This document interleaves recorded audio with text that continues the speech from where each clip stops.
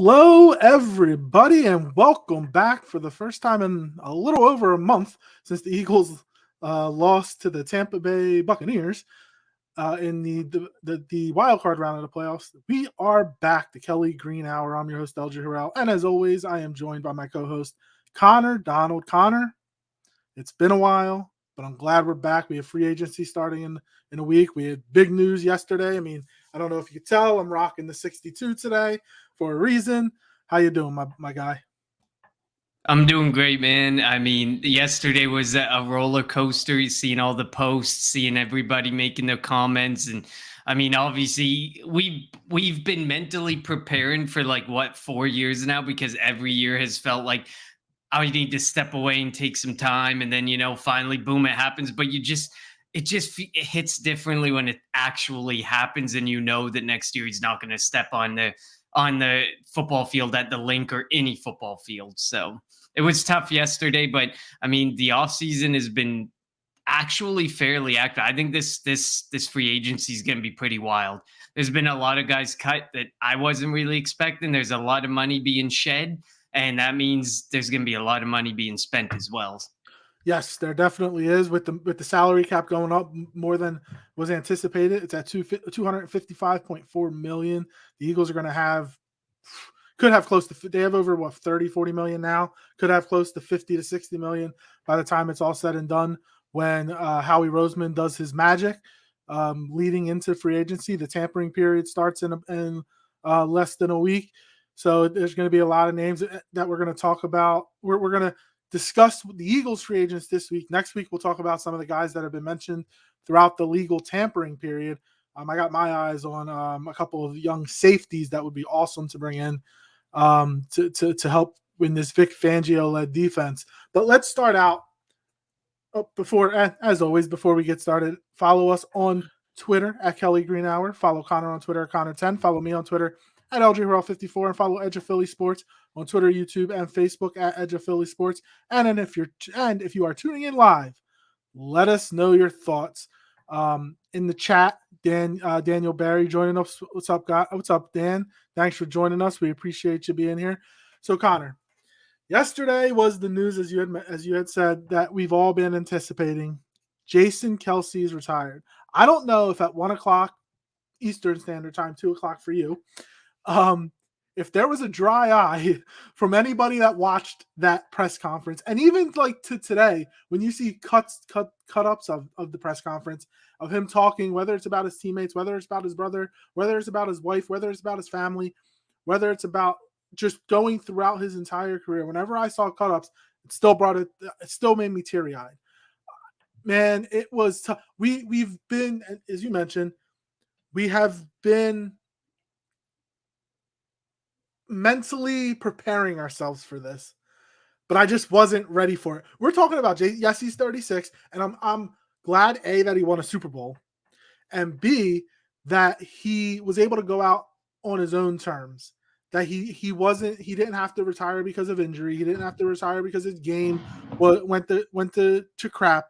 He retired on his own terms. He was an all-pro last year. He was a pro. Like, he had one of his better seasons, and he was able to walk away. And I give him a bunch of credit that for doing that. And it can't be an easy decision when you are playing at the top of your game, at the top of the best center in football, probably the best center of all time, and still playing at the age of 36, still playing at a high level. It's tough for people to walk away. And he could have gotten $12 to $15 million this year if he really wanted to, but he did it. He walked away. He's got 3 young daughters. He wants to be able. He doesn't want to, have he probably has bad knees as it is being an offensive lineman, but he doesn't want to have that, the knee issue, a CTE issue, where he's not able to walk his daughters down the aisle. I give him a lot of credit for walking away. It had to have been a tough decision. And look, watching that press conference, the 45 minutes that he spoke, man, it was really, really emotional. Yeah, I mean, to know, like you said, to be able to walk away at the top of your game, like how many people have actually been all pros and then retired that off season? Like I don't think it's as many as people might think, because when the decline starts for players, the decline is real. Even if you have a name, even if you're a Jerry Rice, you're a Randy Moss, you're a Jason Kelsey, like the decline eventually happens, and the decline is eventually very real. So for him to be an all pro and then be able to walk away, but like you said, so much more. And I was starting to get that vibe through the offseason. He was loving life. He was having such a good time. Him and Travis Kelce are set up so well when they decide, oh, Post football careers. hang it up. Yeah, exactly. They got the podcast that they're gonna keep around no matter what. They're gonna And Travis is also dating a billionaire. yes, and then you have like the job, like a job in general, like ESPN, like these, they're gonna clamor over getting the opportunity to have these guys, because like you see guys like Gronk who got a job, and I have the hardest time listening to him sometimes. But like Travis Kelce and Jason Kelce can speak so eloquently, so well. Their knowledge is so good. They have very successful futures coming, and for him to be able to walk away and, like you said, think about his family first, because we've seen some players walk away and barely walk away from this game. So for him to be able to say that, I have all the respect in the world for him, and he had such a tremendous career. Yeah, and going back to what you were saying about how they're going to have, speaking of Jason, just because he's the one that retired, going to have a post, football career, like he's better than Tony Romo in the booth. Like, I think if you put him in the booth today, he would be better than Tony Romo. He'd be up there with Greg Olson's really good. He'd be up there with Greg Olson. And I do think down the line, there's a potential that he could be a coach on the Eagles staff. I don't think it's going to be this year. I think he's going to want, like you mentioned, what he did in Baltimore, what he did in Buffalo, excuse me, at the playoff game, the Chiefs playoff game. Just, and then at the tailgate doing the drinking out of, I think, of a bowling ball. He wanted to jump through a table. Like, he was definitely enjoying. You could tell that's where he was leaning. Granted, there were reports that he was still staying in shape, because you never know. It wouldn't shock me though. Say the Eagles have an issue at center, or injuries at center, and that's what they're missing. Might be the only thing they're missing on offense. It wouldn't shock me if he came back.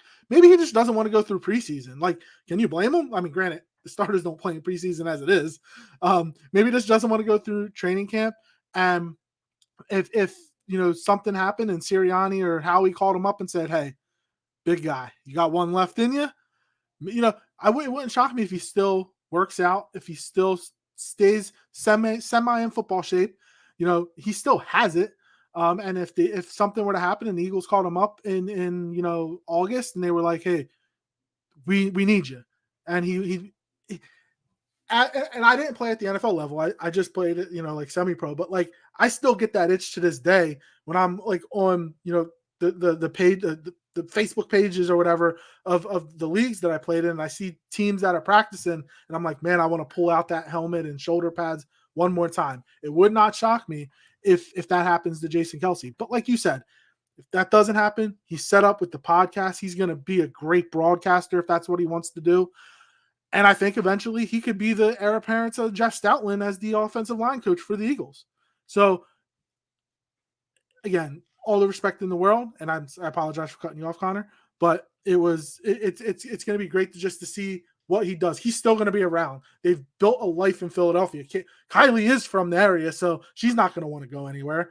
Will they? He'll be at Chiefs games next year, obviously, because of Travis. But beyond that, like, he's still going to be a Philadelphia icon. They need to build the statue outside of the link. They need to retire number 62 yesterday. They need to just put his number up in the rafter. And in 2029, it's going to be his Super Bowl speech was amazing. His retirement speech was amazing. Just imagine his Hall of Fame speech in 5 years, how amazing that's going to be. Yeah, I mean, he's definitely easily a clear-cut Hall of Famer. The Eagles seem to have an obsession with retiring jersey numbers, but this one is absolutely warranted. This should never be worn again, even next year. Like, they should be talking retirement of the jersey for the first nobody's gonna wear. Shoot, nobody wears 25 now, and that's not exactly retired. Nobody exactly. wears 12. That's not retired yet. Like there are still jerseys that people don't wear that or that players don't wear that isn't retired. Now, it's a football team, so you can only retire so many. You have 63 or what do you have? 75 50, what is it with the It's practice 53, squad? and then the practice squad So is like you have 14. So 65 ish, 65 to 70 ish when it comes to that. So like you can't retire. Like if you think about it, Kelce should be retired. Fletcher Cox 91 maybe retired. 65 for Lane Johnson maybe retired. Brandon Graham 55 maybe retired. There's 4 right there of players that could potentially have their jerseys retired over from this crop of Eagles right now.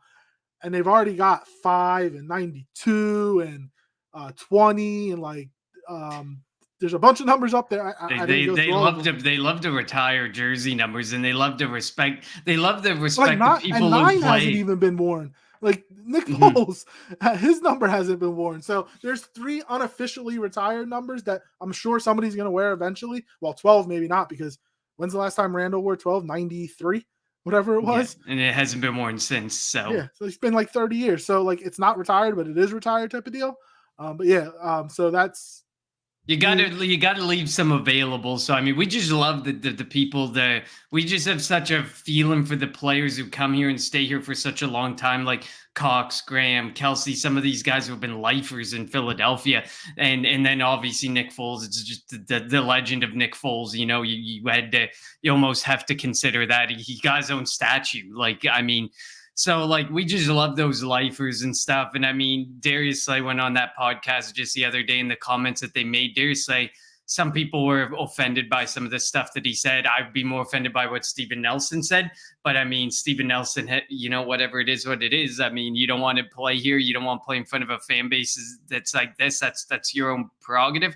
Darius Slay, I don't think was throwing shade or anything, but we're a passionate fan base. We like to win. that. We want to win. We know what we want. And some of the examples he said, it's 100% true. We said in games last year where we were crying for them to run the football, and they finally ran the football, even if it was for a negative gain, everyone cheered because we just wanted to see them actually do stuff. But we're a big fan of lifers, like of the Eagles lifers or the guys, the legends of the team. It's very rare that you have 4 guys that are going to retire from the team in the pretty much same generation and not play for another team. Kelce obviously retired yesterday. There's reports Fletcher Cox going to retire sometime this offseason. As Todd says, thanks for joining us, Todd. Is Fletcher next? Potentially. And he was the best defensive lineman that the Eagles had last year. Most consistent, I should say. Obviously, Hassan Reddick had the numbers, but the most consistent was Fletcher. He still can play, but if he wants to walk away too, like more power to him. Like there, and then Brandon Graham's, there's report that he's going to resign for one more year. He wanted one more go around, one last hurrah with the Eagles, playing here for 15 years. And then Lane Johnson has a couple of more years. Like there are 4 stalwarts, the core 4. It's very rare that you have that type of foursome that will play for one team and play together as long as they did. And go through like Brandon Graham when he wasn't most popular. I wanted Earl Thomas. I'll admit it. When the Eagles drafted Brandon Graham, I wanted Earl Thomas. But he went through a lot, change of position from defensive end, outside linebacker to defensive end, and he made the biggest biggest defensive player in Eagles history. Fletcher Cox had a chance. There was talks of him getting traded when Chip was here. Really glad that didn't happen. Lane Johnson, having the PED thing, but playing through injury, like he's just a baller. And then obviously Kelce. I mean, there were reports. His draft report. There was notes that he needs a lot of development. If it wasn't for Howard Munn, maybe he wouldn't have been an Eagle. And then in 2015 or 16, when he struggled, and Jeff Stoutland was as Kelce mentioned in his speech, Jeff Stoutland was the only person in the building that was trustworthy or that had faith in Kelce to be able to pick it up, and he did. He did. 6 All Pros. Like it was on two teams that went to the Super Bowl, won a Super Bowl, so he deserves a lot of credit. So some of the people in the chat, what's up, Chad? Thank you for joining us. Little G, thanks for joining us. Martian Lynch, Howie, a pair of old safeties just hit the open market. I want Xavier McKinney. He's 24. Xavier McKinney, CJ GJ. We're going to talk about this next week more, but Xavier McKinney, CJ GJ, and there's one other one that's a young guy, Cameron Curl. Give me one of them guys. 24, two 24-year-olds and a 26-year-old. Get one of them. I think it's almost a gimme at some point how he's going to bring in a veteran, but I mean, it makes sense to bring a vet in. Diggs. I would bring Quandre Diggs in on a short-term deal, especially him and Slay are really close. So he would be able to come in and he would know what the culture is here because of the relationship he has with Slay. But I want one of the young guys. Todd, as we had talked about, mentioned his Fletch next. I think so. Darius Slay complains about everything. He even claims about being called Darius. Oh, it's his name. He likes to be Slay. He's Slay. I want Slay to come back. I don't want Bradbury back. That'll be interesting. I mean, but it kind of based on what Howie said and just based on everyone's like, but everyone sits there and they're like, well, if you cut him, look at the save. There's no savings this year. People need to look at it and they're like, well, post June 1st, there's no savings this year. You don't even save enough by cutting James Bradbury to sign a player to a vet's minimum deal. That's how little you save by cutting James Bradbury. So to have this guy on the team and to see what happens and whatever, if you just sit him for the full year or you just put him in as the backup here and there, it's probably going to make more sense for Philadelphia unless they really get a competition going and they bring in a lot of guys and James Bradbury just doesn't make sense to keep on the roster. I don't see him being cut before free agency starts. I don't see him being cut with the post June 1st designation. If something's going to happen, it's going to be, we need a roster spot. You're just not cutting it anymore. And they're going to cut him and they're going to lose the same amount of money. At the end of the day, it's going to be similar. Going up higher than it was anticipated, that makes it a little bit easier. And let's be real, they cut Carson and took that dead cap hit. The Broncos just got rid of Russell Wilson and they had an $85 million cap hit, the most in NFL history. So they'll be able to find a way if they really don't want him. Look, Howie had to say that at the combine. He couldn't just say, yeah, we're going to get rid of him. No, he said what he had to say.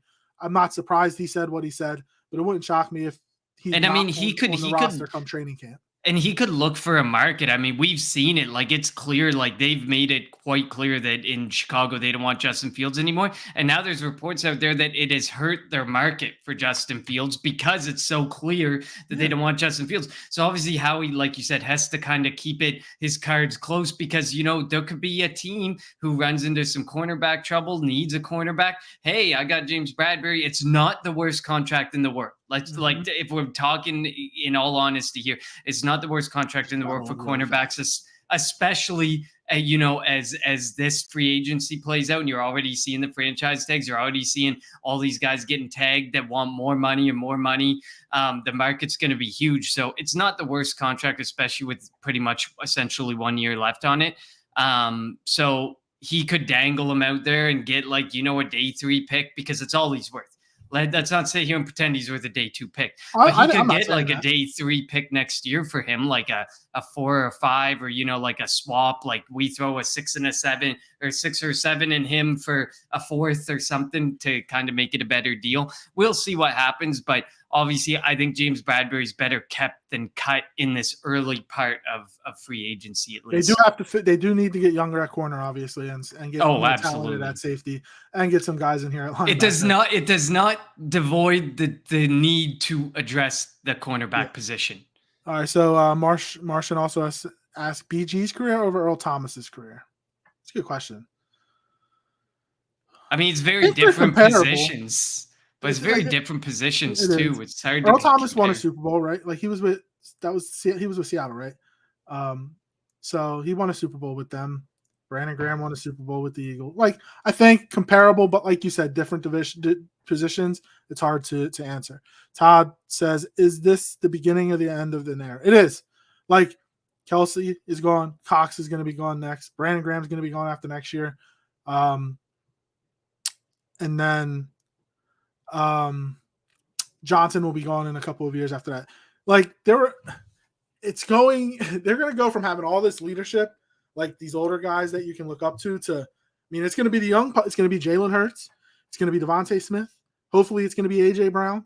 And whoever, because Slay will be gone too. Bradbury will be gone. There's not going to be any of the old guys. It'll be Jalen Carter. It'll be potentially Jordan Davis. Who knows what's going to happen with Hassan Reddick? We'll talk about that also. Like, it's going to go from, you have these guys that are over 30 who've been here for a long time, who know the city, who know who know the expectation, or who know like the fans' expectations, and they can portray that to the new guys that come in. And by the way, what Kelce said about Philadelphia, that needs to be put on a plaque, hung up and hung up in NovaCare in the locker room at the Link, and also needs to be shown to every draft pick, every free agent that signs here.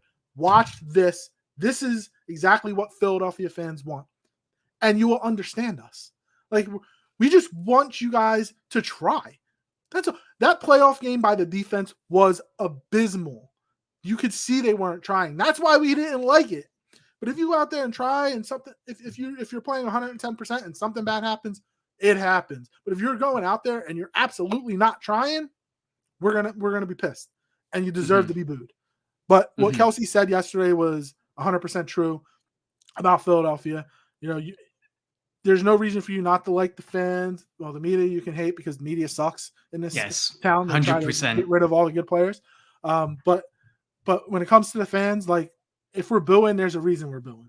Put it that way. I agree. And it just for what I want to add on to this point, it is the beginning of the end of an era. And I mean, we don't see it like we used to, where people are loyal to the teams anymore. You see the players say it's not about the money, but it's 100%, but it's at least 90% about the money for a lot of these guys. They say it isn't, but these people are willing to jump ship in a heartbeat for an extra couple $1 million or some more guaranteed money. We're not seeing the people stay on a team for careers like they used to. And to do it with, they've never taken pay cuts, but to say, I'll take my millions down the road, more like Lane Johnson. Every year, it's I'll restructure. He's going to get his money eventually. But there's a lot of agents and there's a lot of players who just don't get that nowadays, where they're not like, no, we want the money now. We're not kicking the can 10 years down the road for you to have a better team now. Dude, I would take Shohei Ohtani's contract. Well, yeah, and I mean the defers. Yeah, I mean, it's such a different thing, baseball. But yeah, but like, that's the thing. You just don't see it anymore. So it's the end of an era in regards to the players. And I think it's the end of an era in regards to, like, how many of the currently rostered players that we have right now are going to be lifers. Like, when you think about it, like, I can't picture Jalen Hurts being a lifer because things catch up to you as a quarterback in Philadelphia, and we don't have many lifers for them. But like, what you look at Devontae Smith, is he going to do it? What about Landon Dickerson, Cam Jurgens, like on the defensive line? What about those guys? Who's going to be a lifer? We're going to see these four, obviously Kelce, Cox, Graham, and Johnson. But after that, it's a tough business. It's a tough world. Like, I just don't know that we're going to see it. Todd says, I was cutting onions when his retirement speech was playing. Everybody, I mentioned it earlier. Everybody at 1:00 Eastern time, from 1 to 1:45 or whatever it was, there was not a dry eye in the city of Philadelphia. What's up, Crockpot? How you doing? The Sixers suck. We both know this. They're going to lose in the first round of the playoffs, if they make the playoffs. Martian says, how much does Ringo's role or future outlook impact Howie's decisions to either draft or trade for a starting caliber quarterback? They're going to, regardless of what they think of Ringo, and I like Ringo, they're going to add a corner. Whether it's, I'd probably draft,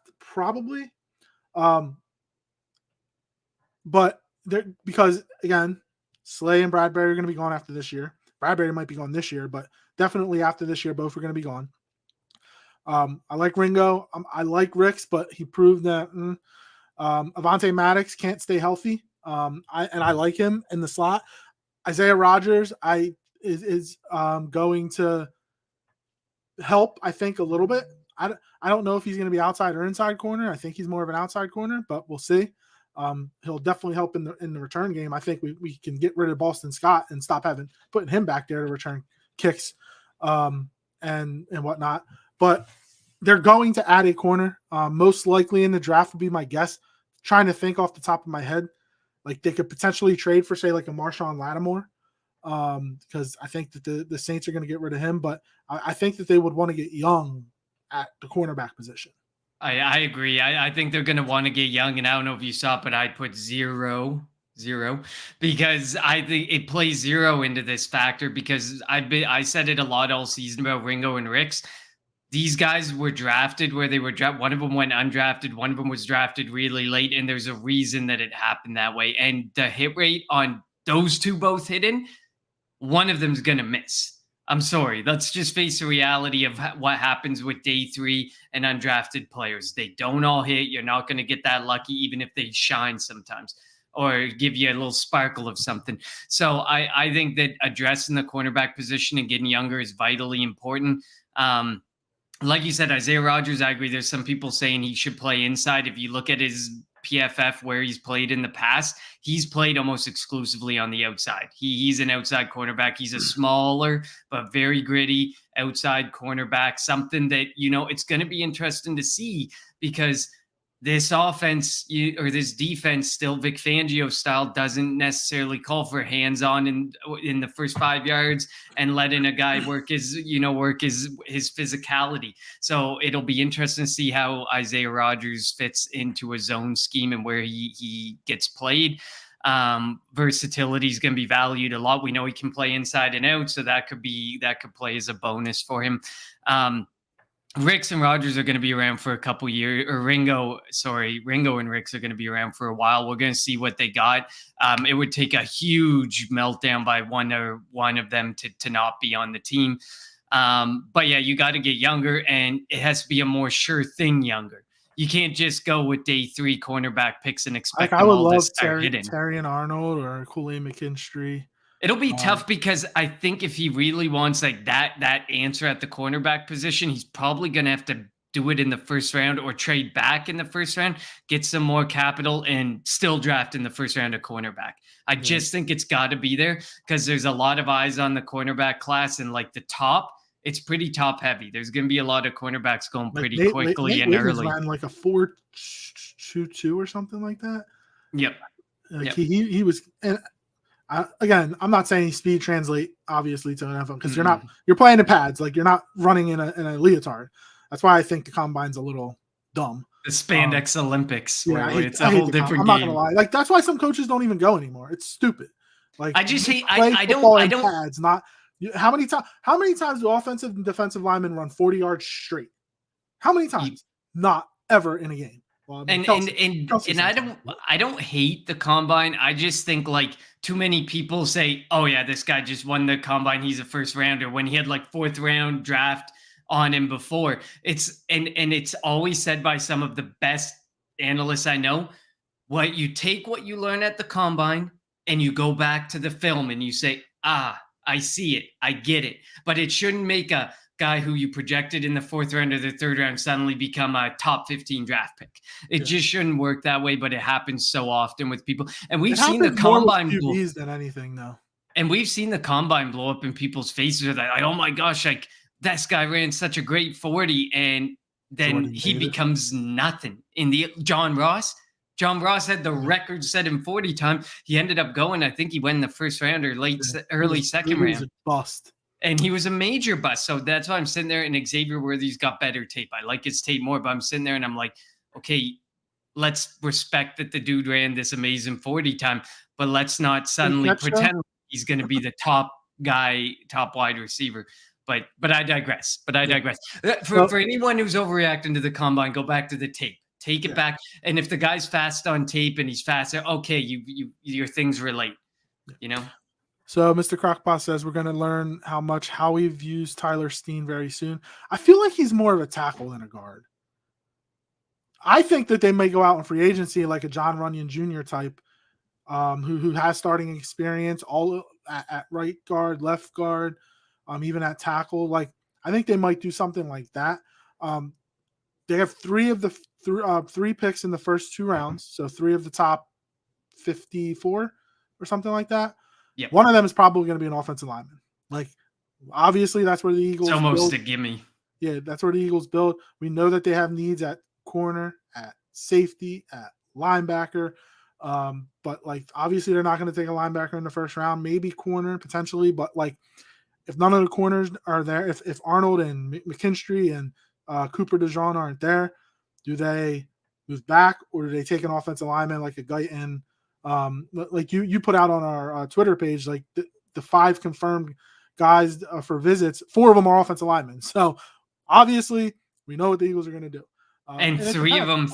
them are. The big question is going to be, is Juergens the center or Dickerson? Because I think Dickerson is going to make a better center than Juergens, like if they wanted to. And are you going to get a left guard or right guard? And that's why I think if you get a John Runyon Jr. type, like, he can play left or right guard, so it doesn't matter who you put at center. I'd rather replace a guard than replace a tackle. So, I mean, at the end of the day, moving Landon Dickerson, while he's done a great job on that left side of the line there, with Mailata, I mean, if you have to kick him inside further, because he was originally picked to be, the heir apparent to Kelce, and then he got kicked outside and he succeeded there.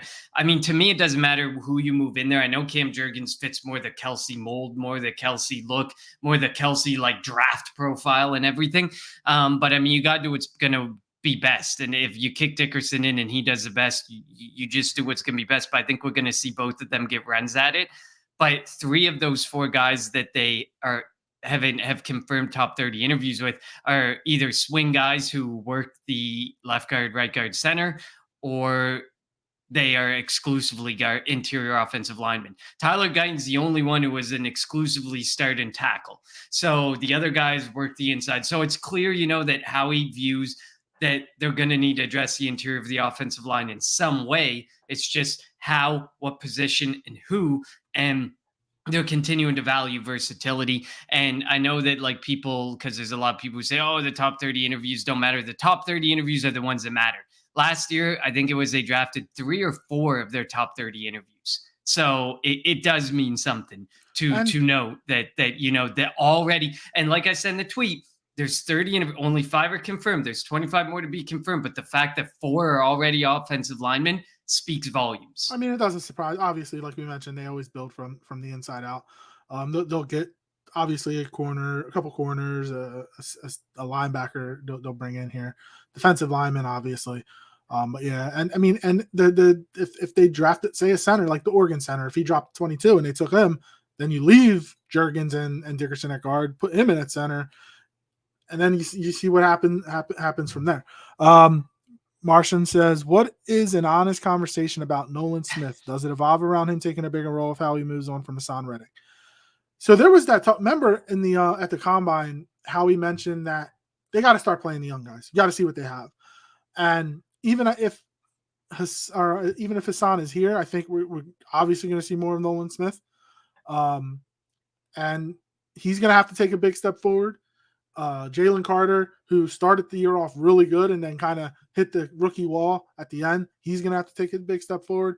And Jordan Davis has to take a step forward. He started off well, and then he also kind of hit the big wall, hit a wall at the end. And I don't know if that's just weight concerns or whatever, but potentially not having Fletcher Cox in that defensive tackle room could be a huge thing. And that's where, like, they won't do it, but like Christian Wilkins is going to potentially be a free agent. Like, are they going to go out in free agency and bring somebody in, bring a younger guy in, or are they going to let Carter, Davis, Milton Williams, and then draft somebody to fill the Fletcher Cox role? Yeah, I mean, how he's right, and I don't know how they get, and maybe having some of these guys retire is going to be a blessing, even though we don't want to admit it. But like, their obsession with their older guys, and I know that they're more consistent players, but their obsession with these guys, and like Fletcher Cox, I think Fletcher Cox just played the most snaps of his career in a very long time. He played an insane amount of snaps. You can't continue to do that. You cannot continue to do these, to make these picks that they're making, like Nolan Smith. that pick could have been invested differently, but it wasn't. They ended up going Nolan Smith. They took the luxury pick, and then they sit the guys. And then you sit there and you're waiting for 1 or 2 years, more than 1 year usually. You're waiting 2 or 3 years, and you're sitting there and you're like, what do we have in this guy? We got talk contract extension soon. What are we gonna do? You have to start playing these guys from day one, year one. You got to see what especially the day 1 and day 2 picks, because those are the guys, like the day 1 picks of the 5th-year option. The day 2 picks, those are pretty significant investments. You need to see what you got in those guys. And Nolan Smith needed to see the field a lot sooner. Nakobe Dean needed to see the field a lot sooner. We're starting to find out he might be like Avonte Maddox 2.0 linebacker version, made of glass. But I mean, Edwards and Kaiser White did play really well though. In Dean's they did. But so I mean, that's different than Nolan Smith, I think.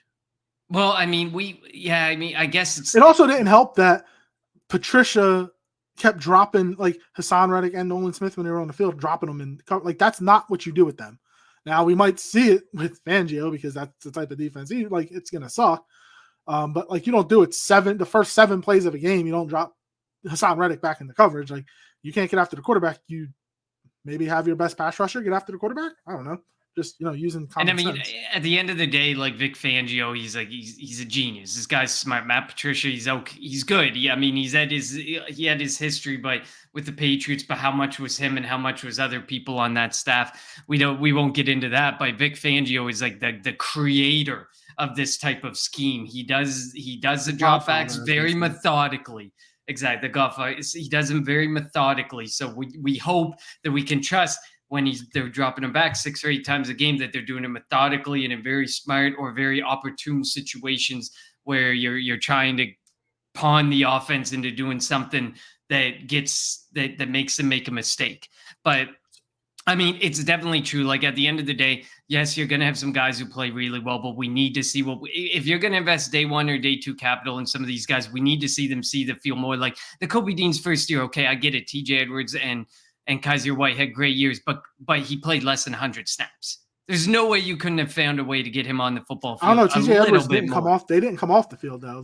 They were that productive. Now they were also blowing teams out and probably exactly. There's my proposition in a game where you're up. But that's not on him. That's on the coaching staff. Exactly. I agree. But like, hopefully they continue to get Nolan Smith more involved. Do I think Nolan Smith is a perfect replacement for like a Hassan Reddick? No, I think Nolan Smith's size will cause some issues throughout his NFL career. And he's not just the purest of edge rushers like we see with Hassan Reddick, like we see with other pure edge rushers who are going for double-digit sacks every year. So it'll be interesting to see, because I don't think Hassan Reddick out, Nolan Smith plop right in there, perfect sub. I don't think it's that way. So it'll be interesting to see. Yeah. Well, I mean, if they were to trade Hassan Reddick, which I don't think they are, but if they were, they're going to have to get an edge rusher. I don't know who that's going to be, but they'll definitely have to do that. And I do want to go with one of the so how married are the Panthers to the idea of keeping J.C. Horn? Eagles like them in the draft. I'm going to change this to, would you trade a first-round pick for Patrick Surtain? I mean, would I? Knowing our need, I mean, as the board start, like, I feel like it would have to be a draft night thing as you're starting to see the board fall and you're like, okay, I don't like this. I think this is a better idea for me. Yes. Would Howie Roseman trade a first for no? Like Howie Roseman trades first for further draft capital. He trades backwards and gets more capital. He doesn't generally trade his first round picks for players. They traded up for Jordan Davis and Jalen Carter. Yep. So I mean, again, like you said, if depending on how the draft board is falling, Patrick Surtain is the best corner in football. Like, you put him on somebody and don't worry about it. And what are the Broncos Fangio was there doing? when they drafted Surtain, right? Yep. So he knows him. He knows the defense. I mean, it's got to be explored, I think. I'm not saying it's going to happen, but you have to call up, Sean Payton and the Broncos and be like, all right, what's up? What are you going to do? And as far as like the Panthers go, they're an absolute mess If they have an opportunity to, I wouldn't trade a first round pick for JC. I wouldn't trade it for a first for JC Horn. He's already shown he's got some injury issues. He's already at this point, he hasn't shown enough to sit there and be like, I'm Pat Surtain and I'm worth a first. No, so it would take some work, because I think the Panthers have put themselves in a situation where they're probably going to try and get more in return for some of these players than they're probably worth, because they know they have to recoup a lot of losses and a lot of bad decisions that they've trading made. Up for Bryce Young. Yeah, Bryce Young, moving on from DJ Moore, and DJ Moore is a really good wide receiver. I just think that the offense was just absolutely putrid. Like, they made some not so great decisions, and I mean, that's probably on the owner of the Panthers and how he wants to run the team. But I digress. Apparently, he's an awful owner. Would I consider any moves that get this cornerback room younger and potentially better? I would definitely consider. JC Horn is not worth a first, though. And I don't think the Panthers would move on for anything less than that at this moment. Yeah. Well, I mean, Tepper isn't the brightest bulb in the box. Well, Dan Morgan's the GM now, so who knows? But it is a new coaching staff. It is a new front office. So maybe they're not married to it. Maybe he doesn't fit them. But we'll see what the Eagles do. We both think, though, that they are going to get younger at corner. They need to get younger at corner. All right, let's jump into the Eagles free agents. They have 19 of them. We can get rid of Jason Kelce because he retired. Let's go through these quick, kind of quickly. If you wanted to say Kevin Byard, they Kelce, Byard, and Cox we can skip, I think, because I Byard's really don't not think coming back. Granted, there was a report that he could come back on a lower cap number. No, please don't. Fletcher Cox, unless that's your veteran safety. If he fills that in, like, okay, Byard's at like fourth or fifth safety on roster, we're gonna give him a go. Okay, but if you bring him back on a veteran deal and you haven't done anything else to address the safety room, I'll be pretty upset. All right, so yeah, he can't be he can't be the guy that you're bringing in. I definitely agree with that. Cox, we think, is going to retire. Brandon Graham's there's a report he's coming back on a 1-year deal, his last year. Here we go. Marcus Mariota, bring him back to be the backup quarterback, or let it be Tanner McKee or somebody else? No chance. They voided his contract. I mean, it was part of the deal that they would void the contract. But I mean, in any appearance we saw Mariota, he was absolutely terrible. He's not a good backup quarterback. Maybe he's smarter on the sidelines than we think, but I don't think he's that smart of a quarterback either. Like, I don't think he's like a Chase Daniel who's always going to have a job because he's very intelligent. Like, I just don't know. Move on. All right. DeAndre Swift, I would bring back. Obviously, Howie's never going to pay a running back a lot of money, but with the amount of running backs that are going to be out there this year, Saquon Barkley, potentially Derrick Henry, Austin Eckler, Josh Jacobs, there's a lot of running backs that are going to be available. Maybe DeAndre Swift doesn't find something and gives the Eagles a quote-unquote hometown discount. I would love Swift to come back to be the starting running back. He's only 25. I think you can get him for 3 years, 15, 18 million maybe. Yeah, I'm just looking at what they have his value at on Spot Track, because I like to look at it they have him valued at $6.7 million a year. I mean, I think if you can give him, sign him a 3-year deal, give him 2 years guaranteed, say, get him at or give him 2.5 years guaranteed. Maybe give him 2.5 years guaranteed at a 6.5 million per year type range. That would be like your hometown discount. I don't think it would go much lower, but it's all about the guaranteed money and give them more guaranteed up front there. I'd bring DeAndre Swift back too. But like you said, the market for running backs is going to be oversaturated. That might lead to Howie being like, all right, Swift, if you don't want to agree to a hometown discount, I'll let you walk. I'm going to wait and see who comes to me cheap. And all this talk of the Eagles being, in contention to get a Saquon Barkley needs to stop. It's not happening. Derrick Henry, stop. It's not happening. Unless their price comes way down, the Eagles are never going to pay a running back more than $5 million a year. Their entire running back room last year was less than what Miles Sanders got from the Panthers. So that needs to stop. All these people just don't know the Eagles and Howie Roseman and how they run the team. Yeah, and I mean the reports coming out about Swift is that he's gonna have a market. I mean, he's good. Like he's a pass catcher. We didn't give him a chance to be the pass catcher. We know he can be, but he's a pass catcher, and he's a very good running back, very effective running back. He has great yards per carry numbers. There's going to be a market for a guy who can do both of those things. The market might be lesser for Derrick Henry, but I don't want like this one dimensional guy. I mean, I understand the guy will wear you down and he can run you over, but I mean, I don't then want to have to go out there and fill the running back room up with like, here's your pass catcher, here's your power back, here's like, I mean, I they feel have like Gainwell that can do the pass catching. and Gainwell can kind of do some of the power stuff. We see him put down there in the the For red some zone reason, in yeah, I don't know less why. than 2 minutes. But I mean, I would like to see DeAndre. If I'm talking everything, like I don't think the market will be crazy expensive for Henry, but the market for Barkley is going to be absurd. And I get it. People are like they have the capacity to do it. They have the capital to do it. They have blah blah blah blah blah. I get that, but if he wants to come for 5 or 6 million, absolutely come on over. You know, Howie will probably give him fully guaranteed 3 years if he'll come for that price tag. But let's be honest, it just isn't going to happen. He's going to with get 10 Saquon plus from the Barkley. Chargers or the Texans or somebody. So. Absolutely, I prefer Boston, Swift though. I prefer Swift. Yeah, I prefer Swift too. Boston Scott, nope, he can go. That's me. What do you think? Yeah, he can go. I mean, if all you're going to give to me is if you're playing more snaps as a kick returner and you only return the ball about 20% of the time, guess what? We can throw anybody back there and do that. So I'm sorry. The running back room, no.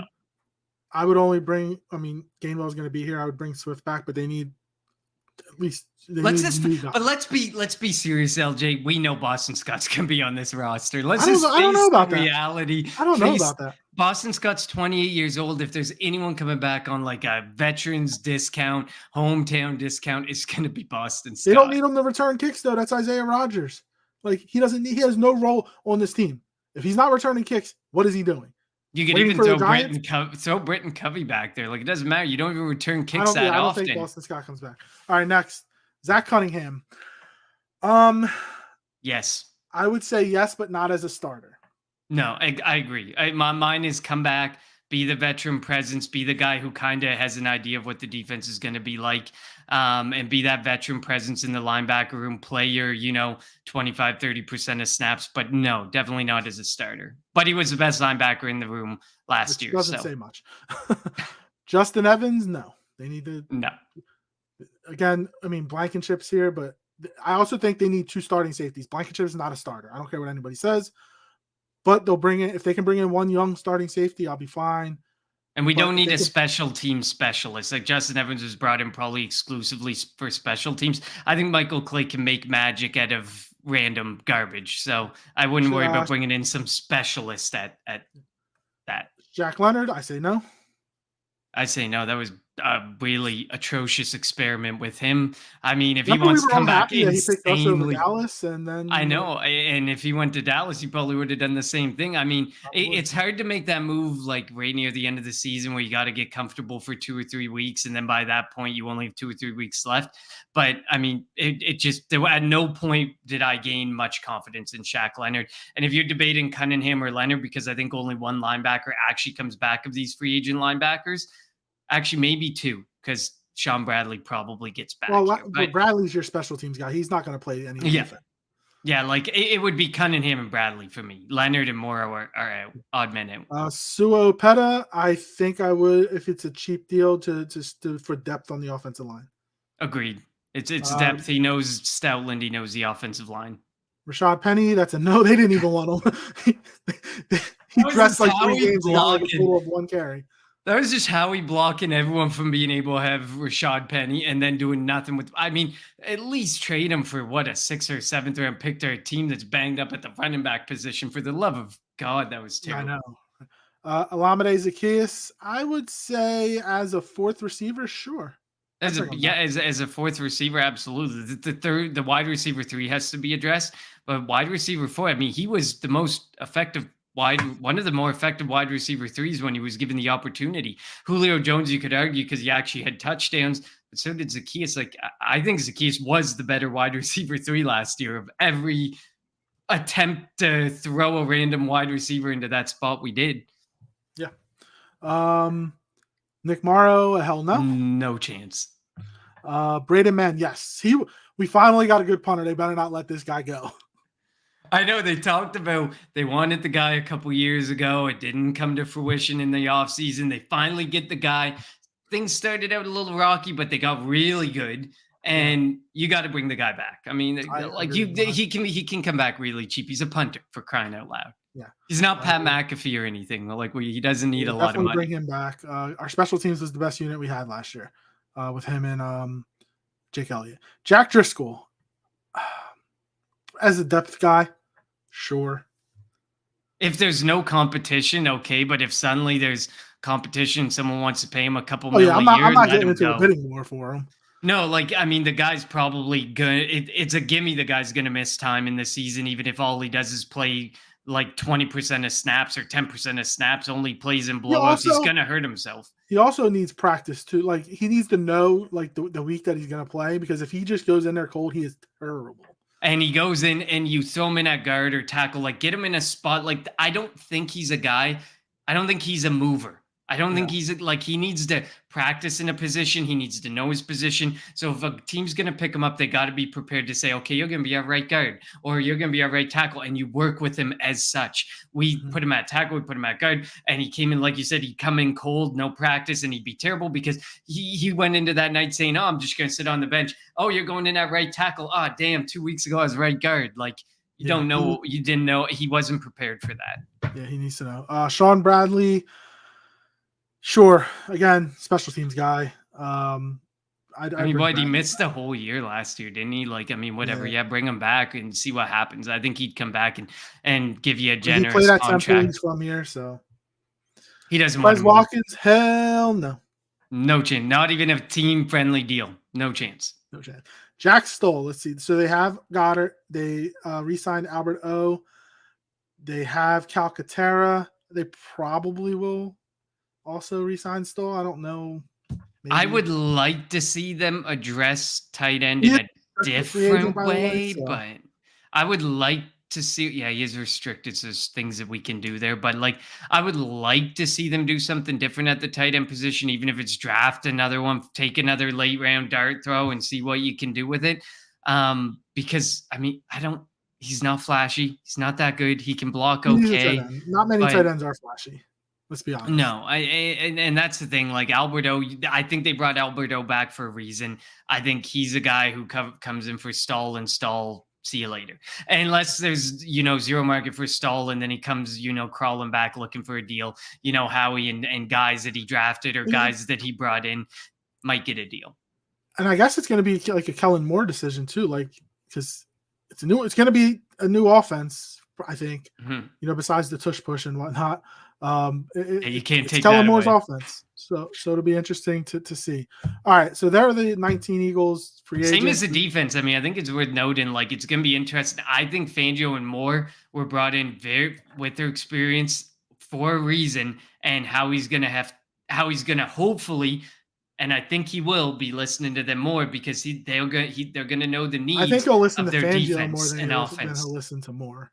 Well, Kellen Moore, I think he's got like a really good the offense is set. Like, let's be honest. We just need a running back and need a running back and a third receiver, and maybe a guard, I guess. Guard, center, I don't know. Yeah, whatever you want to call it. So, like, the offense, it's the defense that they're going to need 6-7 starters. So, I think he'll listen to Fangio more than he'll listen to Moore. All right, so before we finish up here, our next we'll be back next Tuesday, most likely, which will be the back end of the tampering period, heading in to free agency on March 13th. I might not be able to do next Tuesday, so we'll have to talk off this. So we'll figure it out. But March 13th is when free agency open. And it all depends if you see the Eagles all over tampering period, you're going to see us. If the Eagles are super quiet during tampering period, which would be extremely frustrating and disappointing, you probably won't see us on Tuesday either way. But let's hope. We'll see. Who's one player? Give me one player who you want, who you're going to be like, come Wednesday, March 13th at 4 o'clock. I think 4 o'clock is when when it opens. This is who's going to sign with the Philadelphia Eagles. Who is the one player? Oh boy, that's a I have tough one. one. I'll give you That's mine a if tough you one. want to think. You fire away. Yeah, you give me yours. Xavier McKinney. You've been He's all 24. about him all off season. He's 24. He did go to Alabama. I'm an Alabama fan, so like maybe that's why. But he's 24. A position of need. He's talented. He can play all over the field. So I think the Eagles are going to sign Xavier McKinney at safety. That's going to be their first move in free agency next week. Yeah, I didn't really have a guy set up for this, but I'm really all about just a younger, established safety. Like you said, some of those names you rattled off earlier, McKinney, okay, Curl, okay, like just one of those younger Do you think CJGJ safeties. would come back? Remember what he said I'd be about open. fans? I'd be open to it. You know, and I mean, I get what he said about the fans, but I really think there was a massive miscommunication, and he got in his own head because of what his staff, what his agents were telling him, and his agents were not smart. Like how he structures contracts in a very complicated way. If you have a very rookie team of agents or a team that doesn't understand the full complexities of the salary cap and the inner workings of the cap magic, then yes, you're going to have issues, but he would be another one. Like just something to get younger. And let's face it, he needs us. We need him. It's just another match made in heaven. I think that should happen. I love his swagger. We can attitude. Exactly. I can forgive and forget what he said because I know what he brings on the football field, and I know that attitude. I love it. That's a Philly attitude. I can forgive and forget what people say. Darius Slay says stuff all the time. We can forgive and forget. You know, it happens. So I would be all for bringing him back because I think and perform on the field and give 100%. And he did, and we know he did. Like Chauncey Gardner-Johnson went out there, he loved interceptions and missed 5 or 6 games. So exactly. That's the only issue. He got hurt with us and got hurt last year. So like that you should be able to get him cheap. Like that's the thing. You should be able to get him kind of cheap. Like, but I mean that all depends. But like I'd be open to that. Like I think I'm game. I would too. All right. Connor, it was fun. It's been a while, but we are ready to get back into the swing of things with free agency starting up. Combine just ended, then we get the draft. Like it's going to be fun. Fun time coming up, and we'll see what the Eagles have up their sleeve when free agency starts next week. Again, we'll see what the Eagles have. We'll see if their Eagles are. I mean, Eagles are usually named with a lot of players, but we'll see if there's any concrete, like verified, confirmed. This is who the Eagles are going to sign type of deal with the tampering period opening up on, was it Monday? Monday, right? Sunday or Monday of next week. And if that happens, we'll jump on and give our thoughts and reactions to who the Eagles are going to bring in. You have any final thoughts, Connor? I think it's going to be a wild offseason.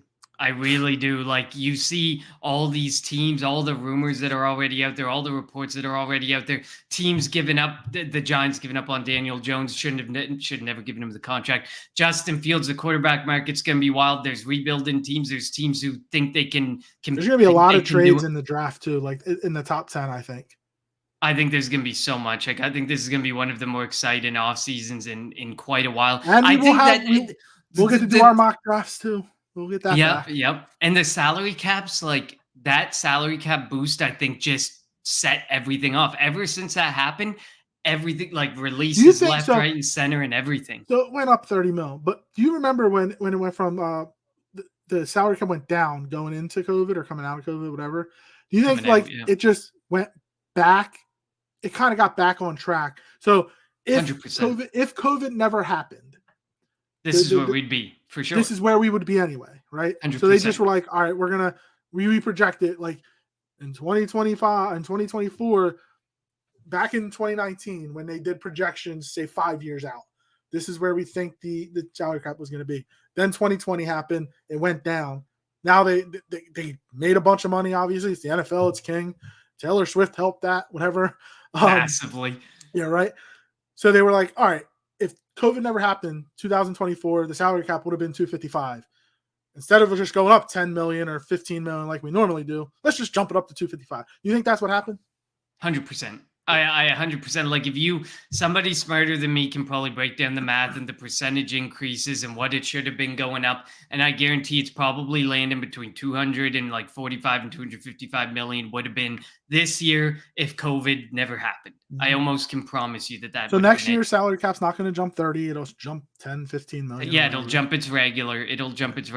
But I mean, they did have a massive year this year, and they can probably, kind of thank the Kelce's and Taylor Swift and all that stuff. And they're still going to be around, so I think they're going to see another good year. Well, we assume they're still going to be around, but the Swifties. But you never know. I mean, whatever, it is what it is. Yeah, it's good for football, I guess. It is good for football, and I can't wait for this off season to get jumped. I can't wait for the new league year to begin next week and see what the Philadelphia Eagles and Howie Roseman have up their sleeves to improve the team. They have a lot of holes on the defensive side of the football, and let's see what they do. Thank you all for tuning in to the Kelly Green Hour. As always, follow us on Twitter at Kelly Green Hour. Follow Connor on Twitter at Connor10. Follow me on Twitter at LJHero54. Follow Edge of Philly Sports on Twitter, YouTube, and Facebook at Edge of Philly Sports. And for all you guys that left comments in the chat, we appreciate it. You helped. It didn't even feel like we were going to hit an hour, and with all the comments and questions, we were able to go over an hour. So thank you all. For Connor, I'm LJ. Thank you for tuning in to the Kelly Green Hour.